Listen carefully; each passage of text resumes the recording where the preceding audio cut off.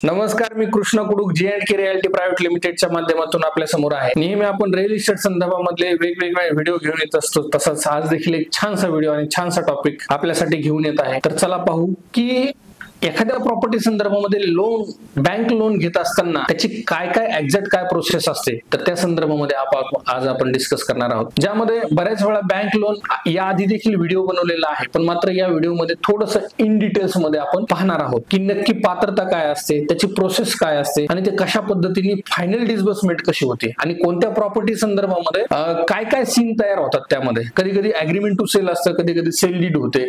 तर ह्या सगळ्या गोष्टी आपण या व्हिडिओमध्ये पाहणार आहोत। नमस्कार, माझं नाव कृष्ण कुडुक, आपण या व्हिडिओ पाहत आहात, तर आपलं या चॅनलवर स्वागत आहे। तर चला आपण हे सगळ्या गोष्टी डिटेल्स पाहू। आता पहिल्यांदा तर आपण हे पाहू की लोन देणारे कोण इन्स्टिट्यूट असतात किंवा संस्था असतात।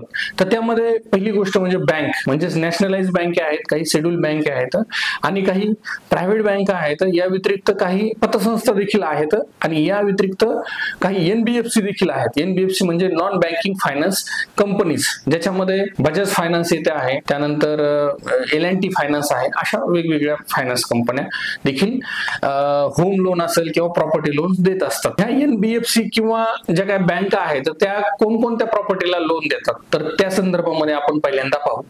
तर त्यामध्ये जसं तुमचं रिसेल प्रॉपर्टीज असेल, ज्याच्यामध्ये कमर्शियल असेल, शॉप असेल किंवा ऑफिसेस असतील, या व्यतिरिक्त न्यू प्रॉपर्टीज ज्याच्यामध्ये रेसिडेन्शियल असेल, कमर्शियल किंवा ऑफिसेस असतील, या व्यतिरिक्त अंडर कन्स्ट्रक्शन देखील त्याला देखील लोन मिळत आहे। या व्यतिरिक्त इंडस्ट्रियल प्लॉट जर तुम्ही घेत असाल, तर इंडस्ट्रियल प्लॉट म्हणजेच MIDC जर इंडस्ट्रियल प्लॉट असेल तर त्या ठिकाणी देखील लोन आपल्याला मिळत आहे। तुम्ही जर समजा NA प्लॉट्स घेत असताना राहण्यासाठी, तर NA प्लॉटला देखील लोन मिळत आहे। पण NA प्लॉटच्या व्यतिरिक्त जसं ऍग्रिकल्चर लँड आहे, त्यानंतर रेसिडेन्शियल लँड आहे, तर तुमची ना शेतीन विकास लँड आहे, अशा वेगवेगळे प्रकार आहेत लँडचे। तर अशा लँडला बँका लोन देत नाहीत, मात्र NBFC लोन देऊ शकतात। ते प्रत्येक ठिकाणी टर्म्स अँड कंडिशन्सवर अवलंबून असते। जसं आपण या सगळ्या प्रॉपर्टीज पाहिल्या, तर ह्या प्रत्येक प्रॉपर्टीची लोन करत असताना वेगवेगळी प्रोसेस आहे, लिटल बिट थोडीफार वेगवेगळी प्रोसेस आहे। तर आपण एक एक्झाम्पल रिसेलच्या प्रॉपर्टी संदर्भामध्ये आपण या व्हिडिओमध्ये डिटेल्स पाहणार आहोत। जर तुम्ही रिसेलची प्रॉपर्टी घेणार असाल आणि त्या प्रॉपर्टीवर लोन काढायचं असेल, तर ती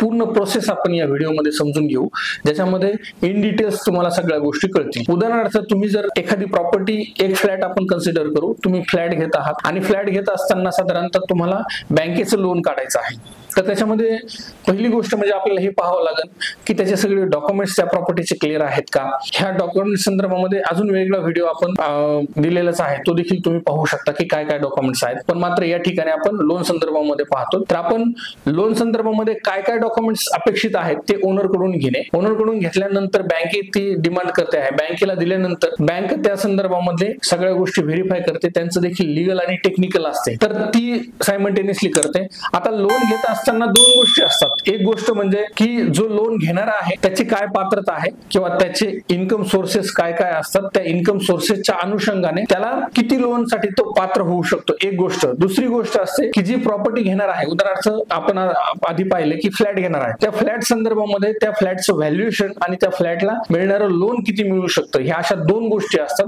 ह्या दोन गोष्टीच्या बेसिसवर जे आहे, जो कोणी घेणार आहे त्याचं पात्रता ठरलेले आहे, त्याच्या सगळ्या गोष्टी, जसं की तो जर व्यावसायिक असेल तर त्याचे 3 वर्षाचे ITR आहे, त्यानंतर तो जर जॉब करणार असेल तर त्याचे 6 महिन्याच्या सॅलरीज आहेत। या संदर्भामध्ये अजून एखादा वेगळा व्हिडिओ आपण पाहू शकतो डिटेल्स, पण या ठिकाणी आपण बँकिंग संदर्भामध्ये पाहतोय। तर नक्कीच त्याच्या इन्कमच्या सोर्सच्या बेसिसवर किती लोन होऊ शकतं, तर हे पहिल्यांदा क्लिअर होतं। त्या बेसिसवर सगळ्या गोष्टी व्हेरीफाय होऊन, सगळ्या म्हणजे त्याच्यामध्ये तुमचं रेसिडेन्शियल व्हेरिफिकेशन होतं, तुमचं बिझनेस असेल तर बिझनेस व्हेरिफिकेशन होतं, तुमचं जर नोकरी करीत असेल तर तुमचं नोकरीचं ठिकाण व्हेरिफिकेशन होतं। ह्या सगळ्या ठिकाणाचं व्हेरिफिकेशन होऊन त्या ठिकाणी बायरला, म्हणजे जो लोन घेणार आहे त्याला एक सँक्शन लेटर, म्हणजे किती लोन सँक्शन होऊ शकतं, तर हे सँक्शन लेटर मिळतं। या बेसिसवर आता दुसरी गोष्ट स्टार्ट होते, ती म्हणजे प्रॉपर्टीची, जी कोणती प्रॉपर्टी तुम्ही घेणार असाल तर त्या प्रॉपर्टीचं व्हॅल्युएशन केलं जातं बँकेद्वारे, की किती प्रमाणामध्ये त्याचं मार्केट व्हॅल्युएशन आहे। तसंच रेडी रेकनर देखील, रेडी रेकनर म्हणजे जे काही गव्हर्नमेंटचं मिनिमम व्हॅल्युएशन असतं ते देखील त्या ठिकाणी पाहिलं जातं। असं जी बँक जे आहे त्या प्रॉपर्टीचं पूर्ण व्हॅल्युएशन देखील चेक करते। या अनुषंगाने उदाहरणार्थ जर समजा तुम्ही एखादी प्रॉपर्टी घेतलेली असेल 1 करोड रुपयाला आणि त्या 1 करोडचं तुमचं ऍग्रीमेंट कॉस्ट होणार असेल तर त्या 1 करोडच्या अनुषंगाने बँक त्याचं व्हॅल्युएशन देखील काढते आहे आणि त्याचं लोनचं प्रमाण देखील चेक करते आहे। जर समजा 1 करोडची प्रॉपर्टी तुम्ही घेणार असाल, 1 करोडमध्ये तुमचा व्यवहार झालेला आहे, तर 1 करोडच्या साधारणतः काही बँका ज्या आहेत 90% लोन देतात, काही बँका 100%, एनबीएफसी 100% देखील लोन देतात काही प्रमाणामध्ये। दुसरी गोष्ट, काही बँका ज्या आहेत ते साधारणतः 70% पासून तर 100% पर्यंत लोन मिळतं।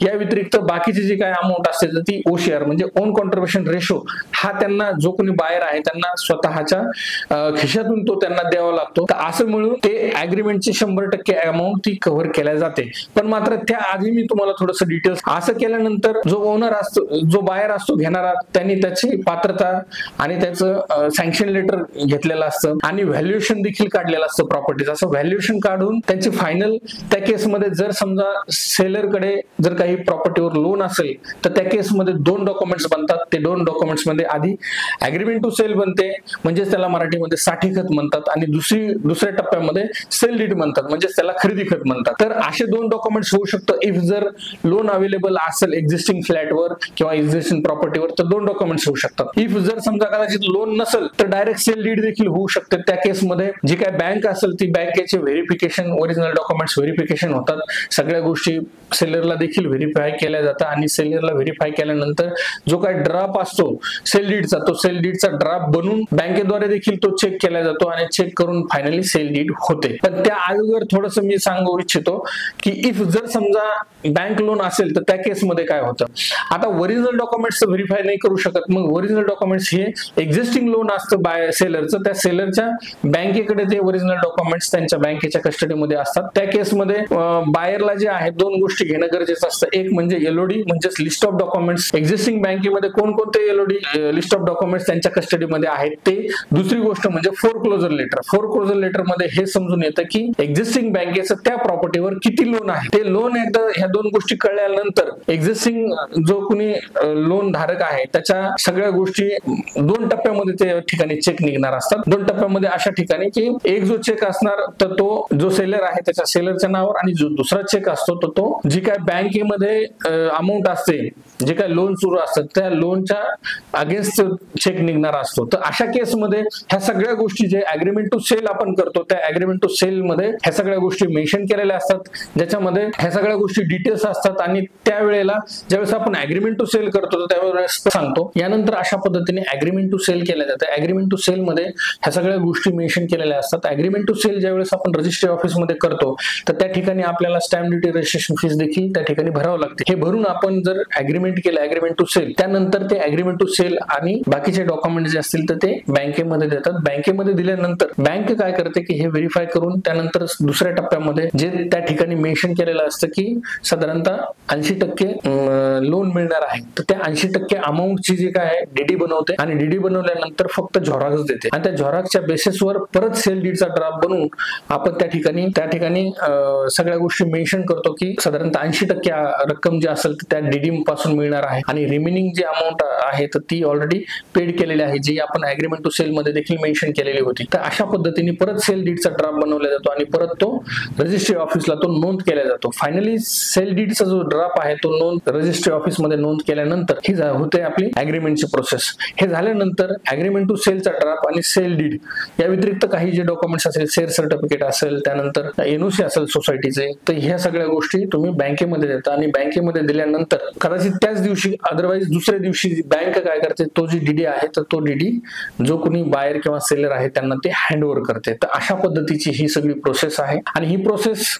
बँक लोन आणि बँक लोनच्या व्यतिरिक्त अग्रीमेंट टू सेल आणि सेल डीड ही सगळे काही गोष्टी आपण या व्हिडिओमध्ये पाहिल्या आहेत। आपल्याला हा व्हिडिओ कसा वाटतो तर तुम्ही कमेंट बॉक्समध्ये नक्की मेन्शन करा आणि चॅनलला नवीन असाल तर लाईक करा आणि व्हिडिओ शेअर करा आणि सबस्क्राईब तर नक्कीच करा। धन्यवाद।